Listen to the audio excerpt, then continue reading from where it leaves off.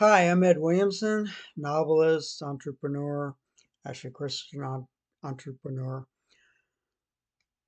I am, this is my first YouTube. Um,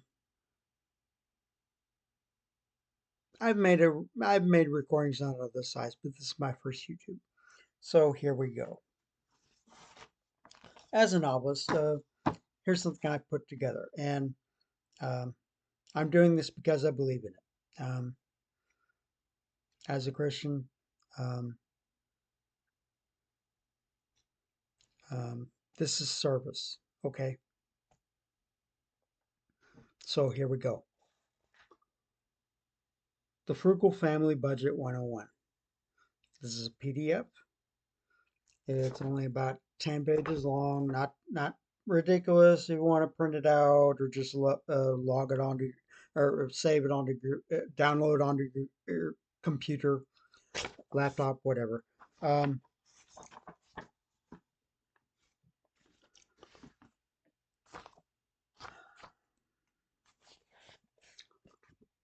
Here is my email, or one of my emails. For this, we are using CEO underscore crossroads at yahoo.com. Again, that is CEO underscore crossroads at yahoo.com. And I am not selling you anything. The book is free. Okay. If you choose to contact me, I will send you uh, the PDF. And that's it. I am going to delete your email contact. Um, I will not keep it unless you um, request further contact. Eh, I am available for any advice, um, any questions you have. Um, if you just want to uh, talk about your situation, that's fine. Whatever. As with any other business dealings that I have, um, everything I do is completely confidential.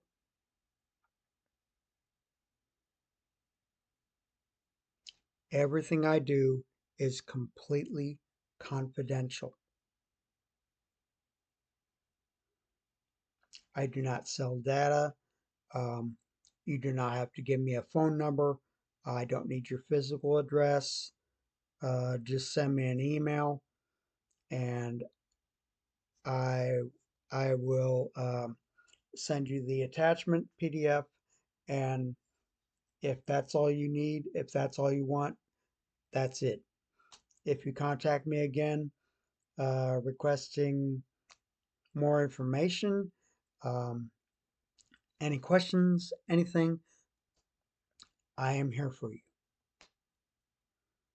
Again, I'm a novelist. I'm a Christian entrepreneur. Um, what got me to do this? Okay,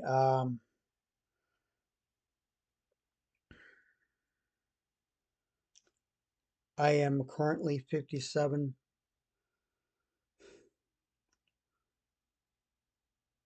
Um,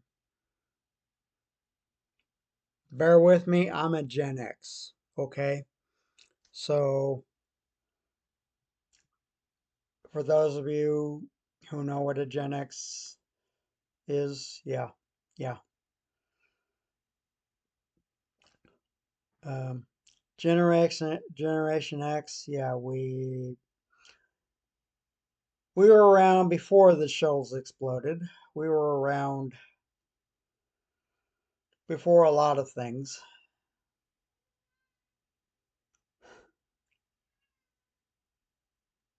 We've seen too much. You know, we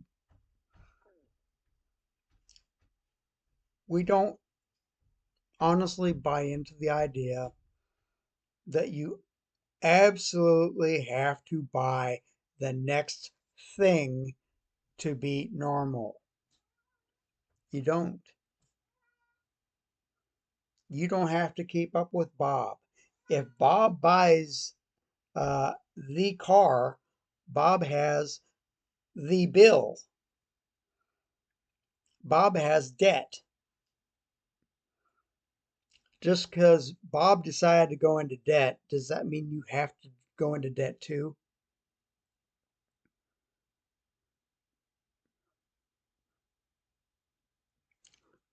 I'm just saying.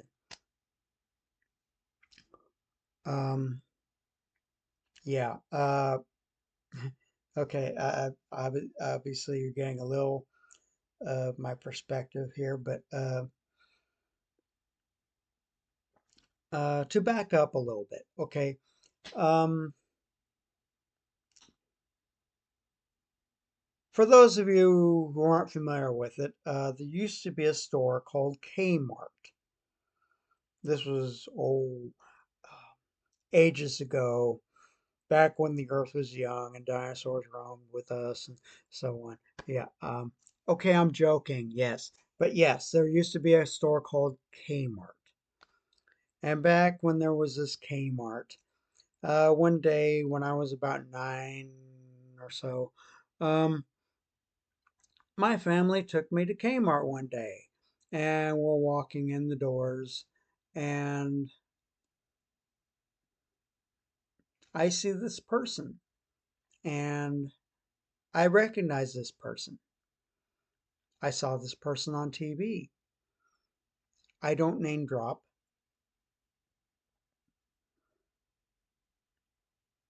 Um, Again, everything I do is confidential. Uh,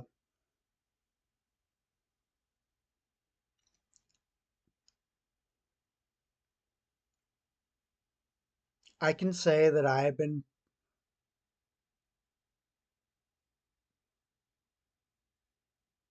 I've, um, at times, people have been put in my path. That I can say. People have been put in my path. This person was put in my path. This person I had seen on TV. This person was not wearing like a business suit or carrying a bag of cash or you would not smell expensive cologne or something. This was just um, this just looked like an average person who shopped at J.C. Penney's. For those of you who know what the price tag of a J.C. Penney's outfit would be. Um, this is not a brand new, um, more than a year old. Um, um, but yeah, not super cheap clothes, not super expensive clothes, um, uh, but worth enough cost to last a while. That's the consensus here. Okay, that's where we're going. That was the lesson I learned. The the huge lesson I learned from this person. Not what this person said or anything else. This one occurrence changed my perception, my perspective, my expectations about money and what the mindset is if you want to have money, if you don't want to be in debt, if you want to,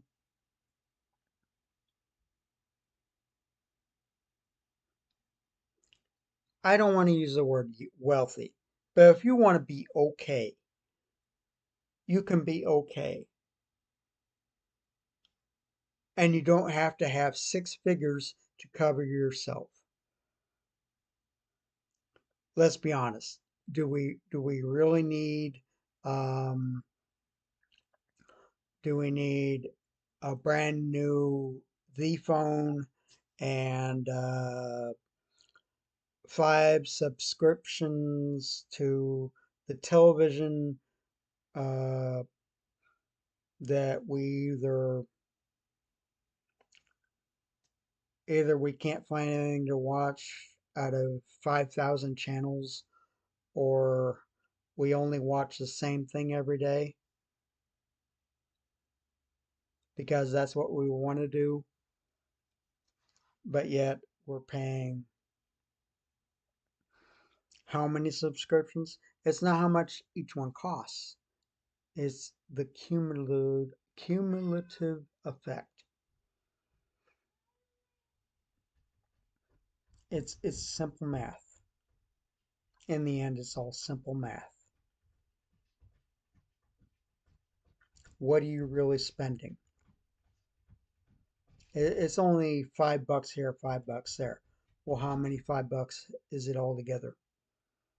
Are we talking? Are we talking one expense? Are we talking 10 expense? A dozen?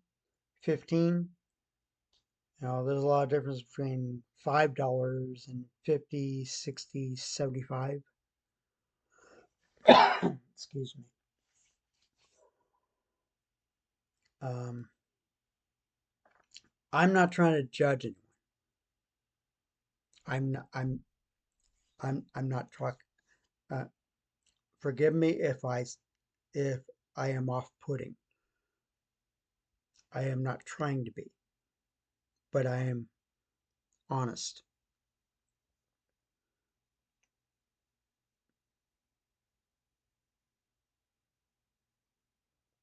A friend's a friend told me I am brutally honest.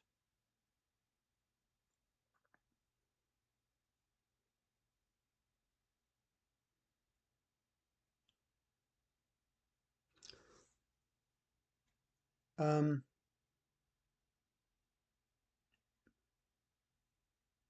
if you're having a little trouble with that, I know in the modern age, feelings really matter, and for anyone who has, again, I'm Gen X. So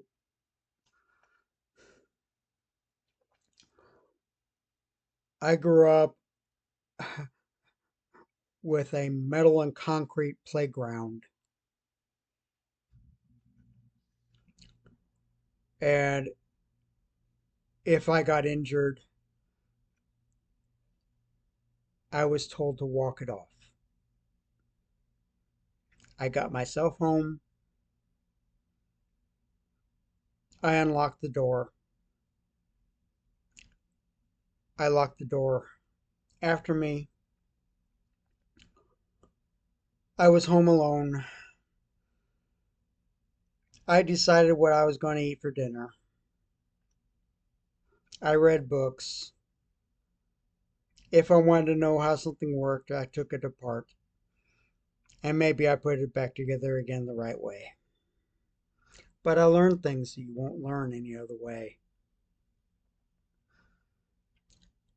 You can scroll your phone for an hour or 2 hours, or how many hours you may lose.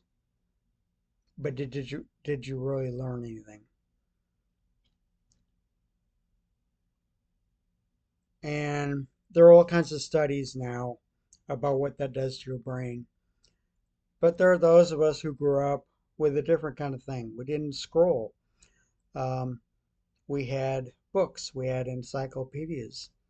You know, um, what the difference the world would be if somebody was still sitting with an encyclopedia trying to look for something, or just flipping pages and they run across something random that they weren't expecting, but they spent hours reading about it because they were suddenly interested in something they never thought about before.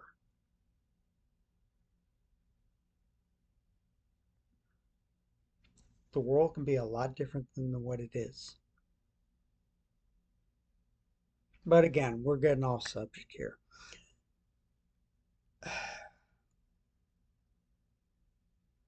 My credentials. Um, yeah, so I learned things. I learned. Um,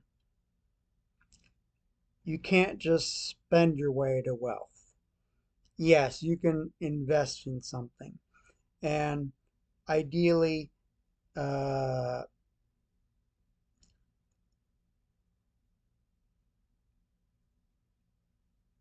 everything you invest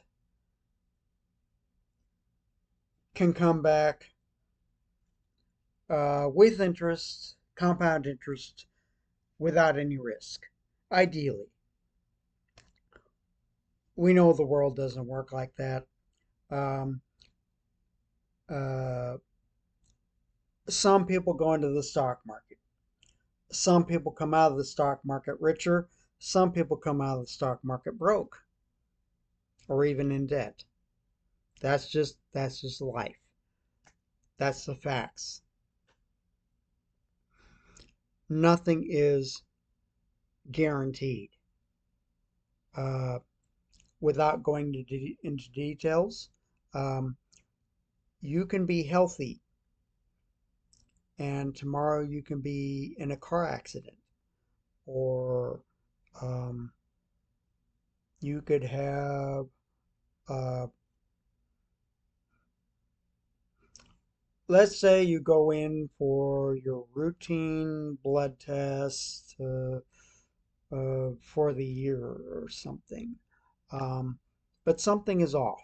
So then they want to do another test. So then another couple of weeks go by, and then you get a call from your doctor, and you go in and see the doctor, and you find out about something you didn't expect.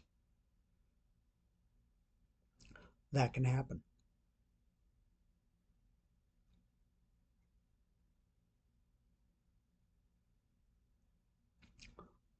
For some people, that has happened.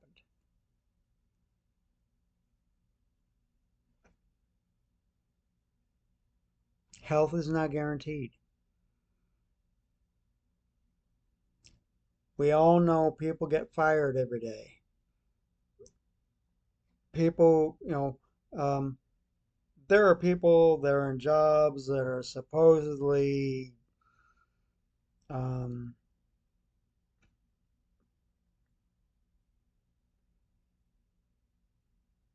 they have no indicator that they're just going to walk into work today and be laid off. They're just laid off. That's it. You know, you know.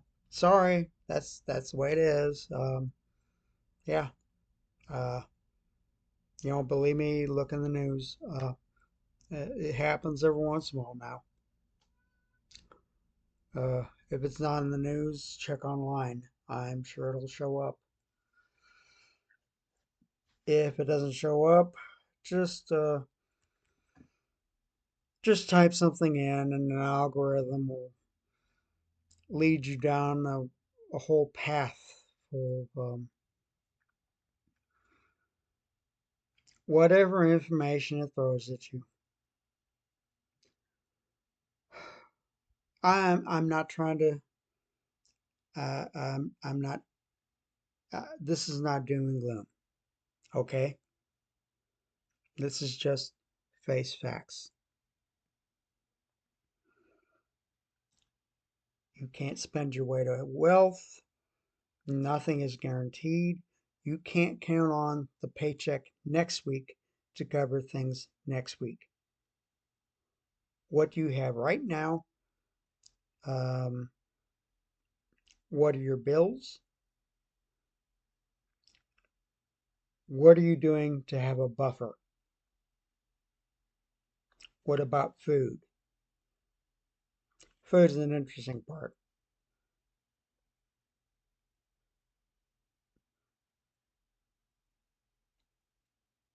I'm not saying everyone can do this. I'm not saying everyone wants to do this. I would recommend, here's what I'm recommending. I would recommend um, not all at once, but I would recommend uh, this the food that you normally buy that your family enjoys, etc. Um, whether it be frozen, frozen would probably be cheaper than canned, and it would last arguably as well or better than canned, depending on whether or not you still have, uh, unless there's a power outage, of course. Uh, Frozen would be considered non-perishable. Uh, but yeah, frozen or canned. I would go with either frozen and or canned. Uh, but yeah, I would start um, buying a little extra food at a time every time you're planning a trip to the grocery store. Uh, Ideally, you want to have at least a backup of, say, 30 days of enough extra of what you buy so that your family um, never has to worry. And again, this is not doomsday. Um, I'm not going, okay, the stores are going to be empty and the sky will. No, this is not doomsday. Um, However, if you have a week where the car makes a funny noise,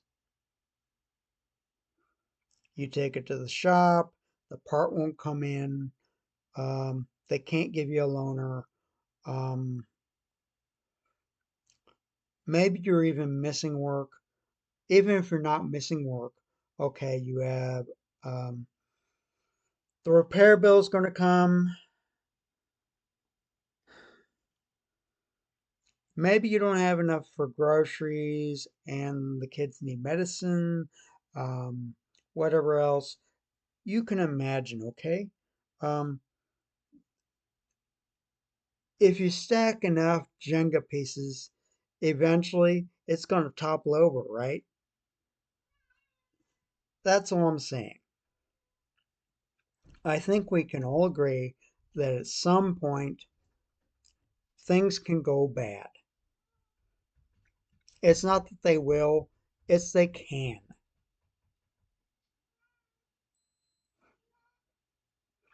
And I think we can all accept that Murphy's Law sometimes laughs at our expense. I'm just saying a little preparedness. Think of it as an investment. You never lose money unless, like I said, the freezer dies. Um, uh,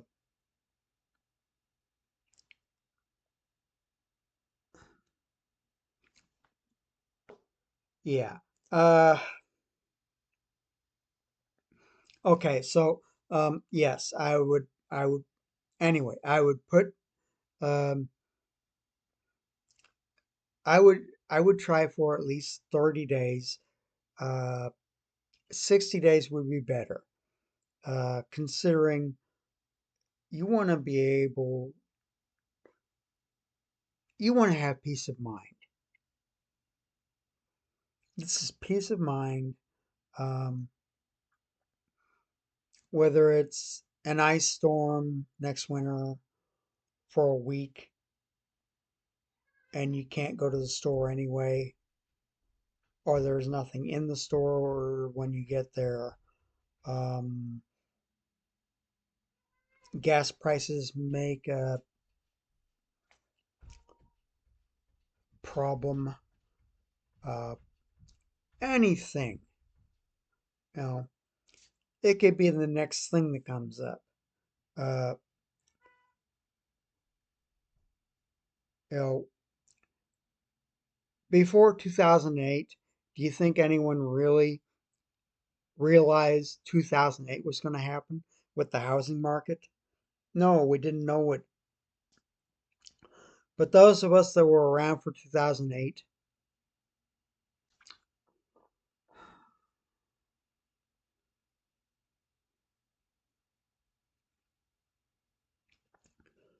yeah.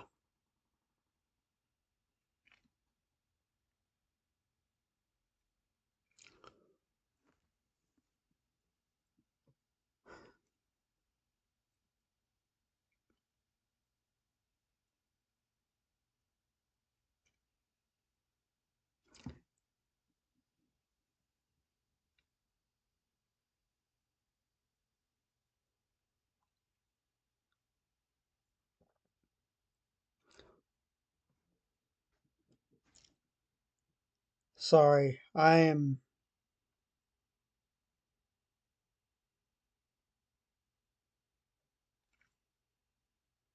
I'm probably losing people because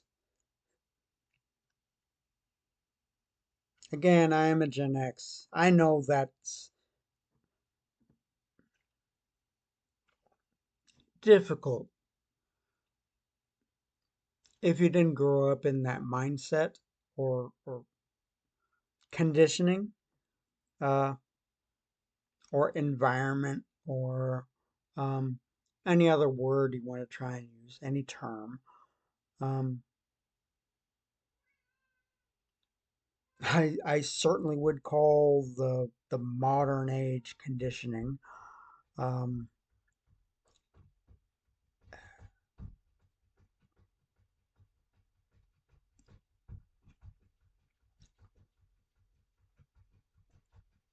Things have gotten really weird. It just boggles my mind how weird.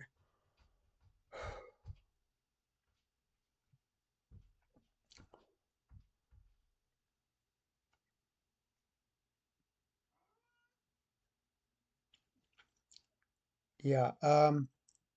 Well, anyway, I apologize if I'm rambling, if I'm off track. This is my. I lost count how many times I've tried to redo this recording. Honestly, I'm getting better. It may not seem like it.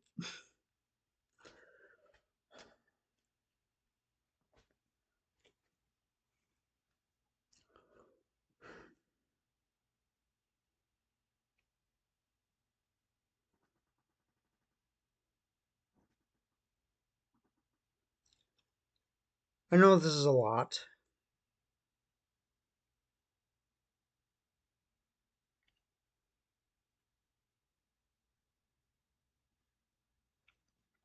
but it needs to be said.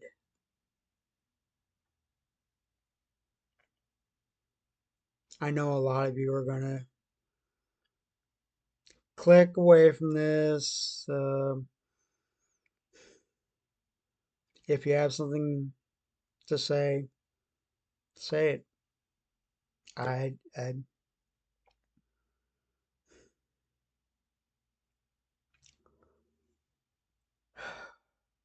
I would rather shout fire in a theater and save myself knowing I tried rather than run out the door with the flames on my heels and nobody does anything. That's just me. That's just the way I am.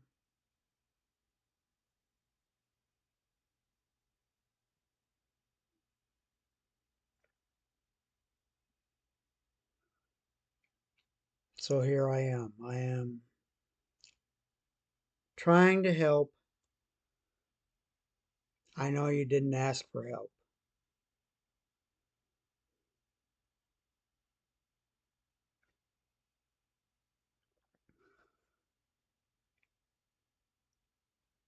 But it used to be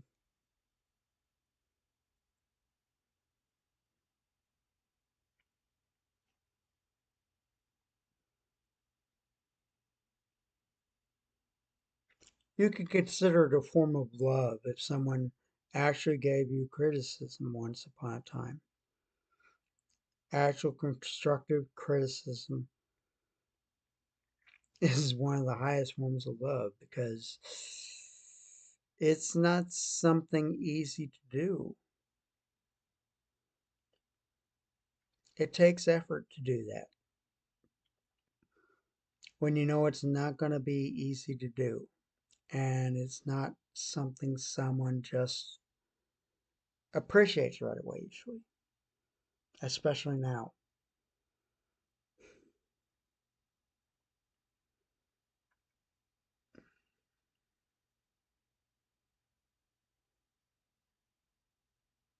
It would be great if people didn't take offense to everything so quickly, but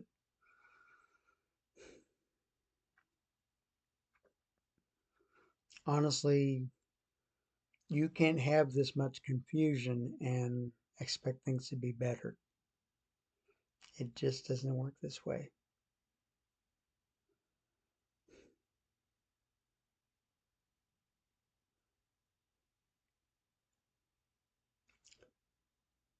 I'm not saying it wasn't confusing when I was young, but there were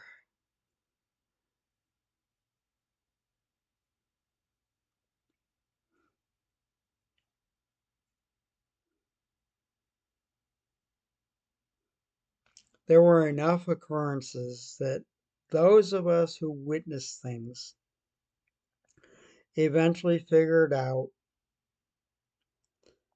when we were being sold something. And being able to realize you were being sold something.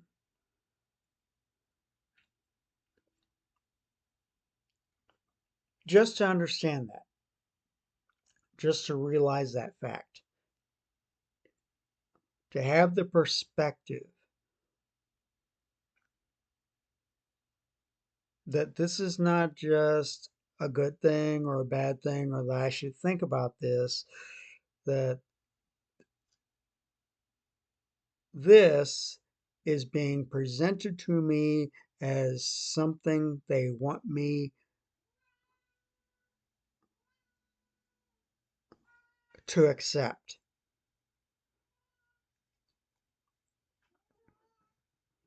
The question becomes, why do they want me to accept that?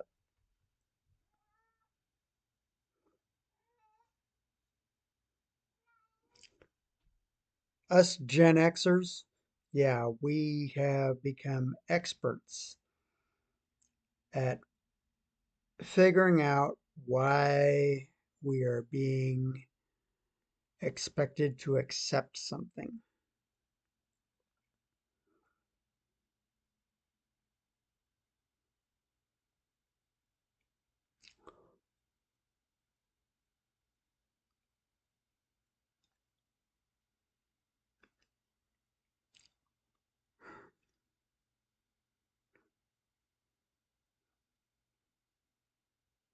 If you're still with me, I apologize if I have thrown you or mess up your mind or something else. I don't know. Again, this is my first YouTube.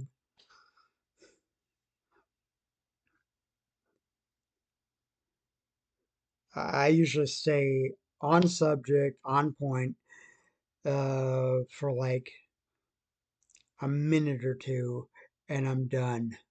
Um, Clock's still running. We're up to about 35 minutes here. If you're still with me, kudos for you. Um, Again, I'll just put it up one more time, just so you have it. CEO underscore Crossroads at yahoo.com. Again, the book, the free book.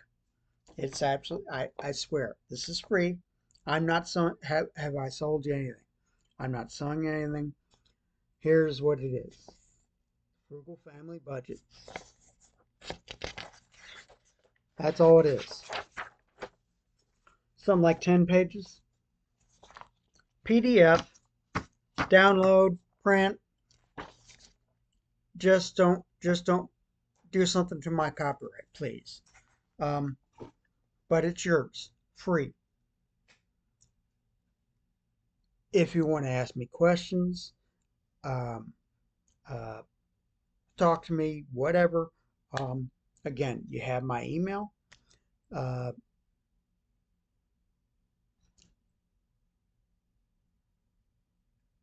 any contact whatsoever. Um, it's confidential. Again, if you just want the PDF, uh, I'm going to send that to you, and that's it. I will erase your email. It will not be in my system. Nothing. Uh, Again, if you want to reach out at any point later, uh, glad to see you again. If that's the case, uh, beyond that, wow. Uh, if you're still here, great. Uh, Glad I could entertain you while you're laughing at the screen. Oh, so I appreciate your time, your enthusiasm. I hope you have a blessed day, and may your family be safe. Take care, and God bless.